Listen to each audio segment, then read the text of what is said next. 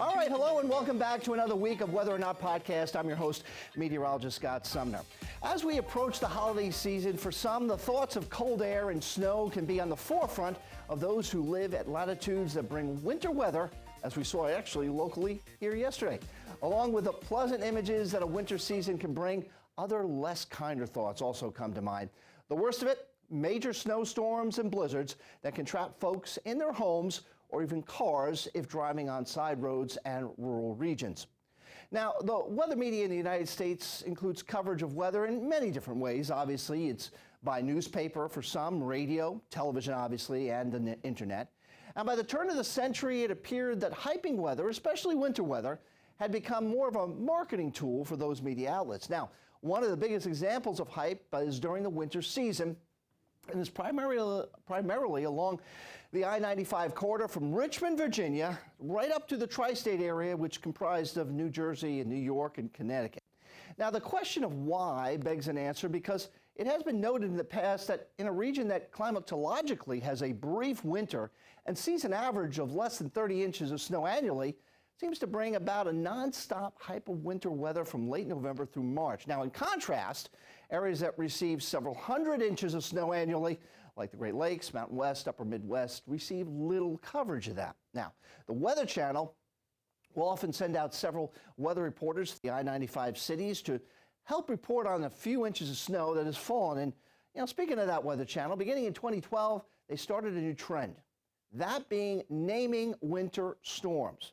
Now, with me today is Chief Meteorologist Janessa Webb to discuss if what the Weather Channel is doing is beneficial to the public or if it's more of just a marketing toy or ploy. Welcome, Janessa. How are you doing today? Hi, Scott. Thank you so much for having me. Yeah, absolutely. Obviously we had our little dose of winter weather yesterday for parts of the region out west, as you reported last night, and areas that would probably see winter weather a little earlier than most because of their elevation for starters. What are your thoughts about winter storms, being named? Because the Weather Channel started this, like I said, back in 2012, so we're going on 10 years of this. I personally, and I don't know, you being in the weather industry for a long time too, have people come up to you and ask you about that, or has there been any sort of discussion about it? Well, first and foremost, I want to talk about my background. I come from the West Coast, so I'm from Alaska, born and raised. And what kind of bothers me with this entire situation is that we don't name storms that hit Alaska. And so if it's going to be an equal opportunity to name storms, it needs to be kind of across the board. And so I have not seen that trend from the Weather Channel. Second, before I get ahead of myself, I think that the weather community is a team atmosphere. We have our government officials, NOAA, and we're just known as a community. And so when the Weather Channel in 2012 split off from what the community was doing, I think change was hard for us.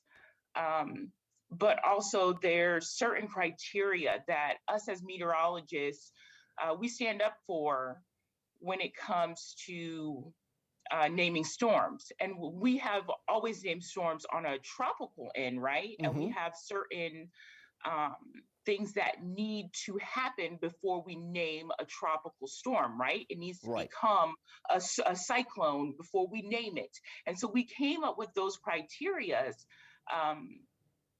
and we have stuck by that. It kind of feels like, one, we split apart from the team when we started naming these storms, and it was only one entity. It was only the Weather Channel. It wasn't as a group, as a whole, hey, let's make sure we have these certain criterias before we name them. And I was also looking from the Weather Channel, they have made their own criteria before they name a winter storm.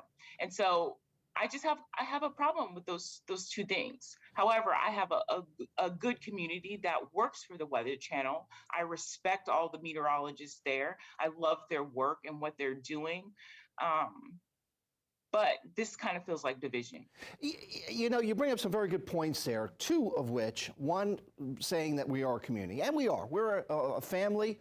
I know we're small. I think I did some sort of calculation on all the television stations, which is like 212 if I'm not mistaken, and then you kind of multiply that out by at least three meteorologists per station. You get about 2,000, a little over 2,000. So in the scheme of things, that's a small community. So you're right on that. And you're right, other branches of the weather didn't really follow suit.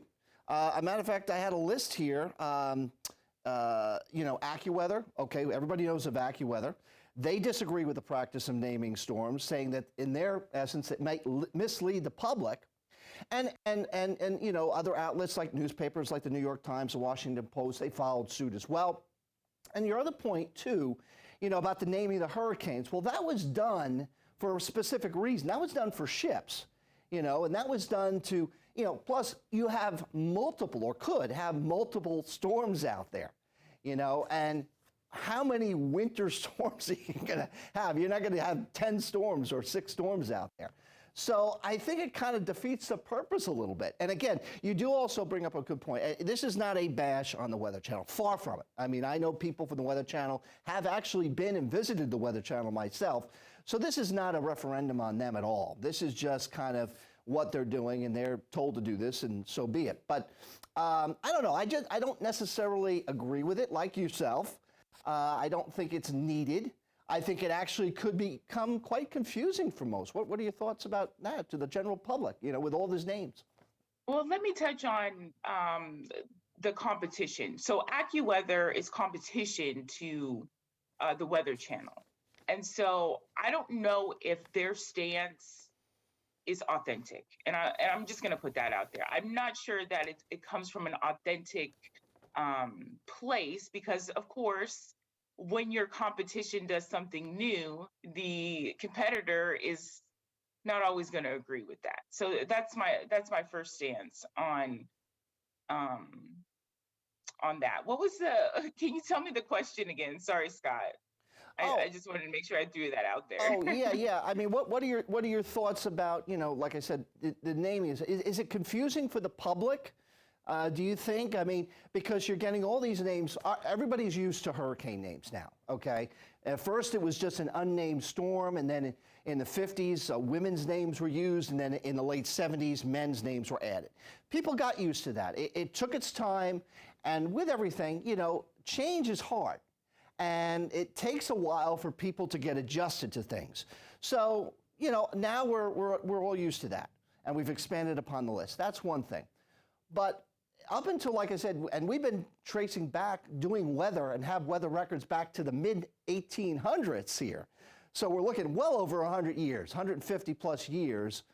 This has never been attempted. Now, granted, thoughts are, let's try and implement something.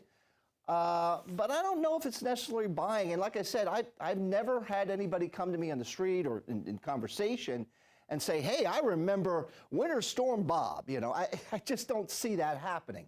And so that's my question to you. Have you gotten any feedback from that? I think that mostly people are like, hey, when did this become a thing in the weather community?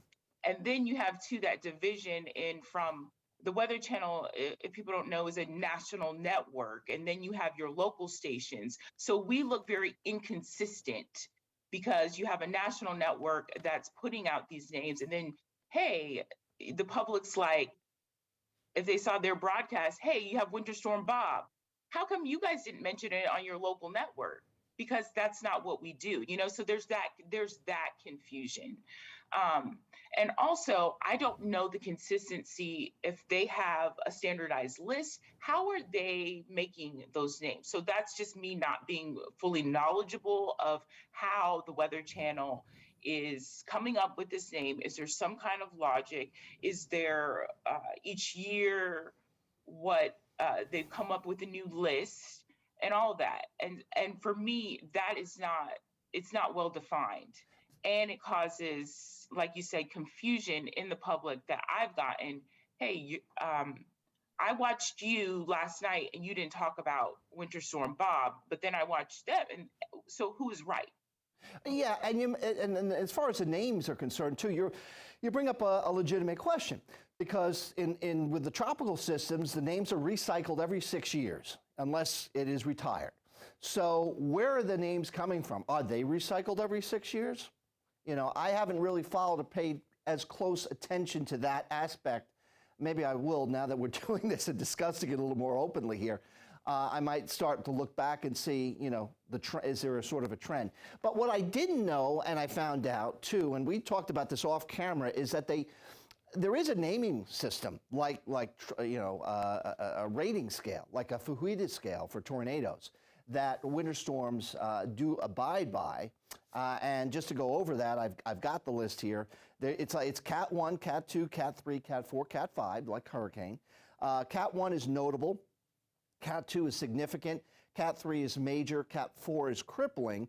And Cat 5 is extreme. And this is all kind of piggybacked off of the work that a couple of scientists by the name of Kosin and Uselli, and if you're a meteorologist, you know those two names pretty well. They did a lot of work on winter storms. And this is tied in with NOAA's National Centers for Environmental Information, these categories here. So you do have at least sort of a description of what the storm could be without having to name it. I don't know. I think that's fine. I'm okay with that because it gives the general public a sense of, oh, wow, you know, this could be this is a high impact storm. Well, I think that you have a real different situation, two different elements with tropical and winter. And also area matters. I don't feel like people are really discussing that. Like, area matters. If you get what you're saying, their new scale, a Cat 3 in Oregon or the Cascades, you know what I mean? That they're not going to think that's a really big storm. And then it moves into New York. It's a huge, you know, it's a huge storm. So location matters in this situation, just like in a tropical situation. You know, the Gulf, the Atlantic side, the Pacific, you know, like location matter. We know how strong those storms are going to be and how it will impact that environment. And so for me, with a winter situation, you're really going to have to focus on location, because some areas are accustomed to winter weather, while the other areas are, hey, we need to go get bread right now because an inch is about to fall. And that's why I think they came up with this rating scale, because you're exactly right. 6 inches, or let me rephrase that. Let's say 2 inches of snow in where I used to live in Savannah is catastrophic. Now, 2 inches up here in the Mid-Atlantic is like, oh, you know, let's go about our business. So you're right. Location, population, the area does matter in those circumstances. So it's interesting. It's probably a debate that may continue on, and probably the reason why I wanted to tackle it on my podcast. Wanted to have you on board on my podcast as the chief here at the station and get your input and feedback on that, and some really some good stuff there that you bring to the table, Janessa. And, you know, like me, we moved around the country, so we can attest this. We're not newbies to this field. We know and have lived in different parts of the country, so we have some sort of opinion on this type of thing. So I do appreciate spending a few minutes of your time with you today. You're a busy woman, and we will catch you later tonight at 6 and thereafter here on DC News Now. Appreciate your time, Janessa. Thank you. Thanks, Scott. Great conversation. Absolutely, and great debate for further days ahead. All right, well, that's all I have for today. So have a great rest of your week, folks. God bless, stay warm, and we'll see you then.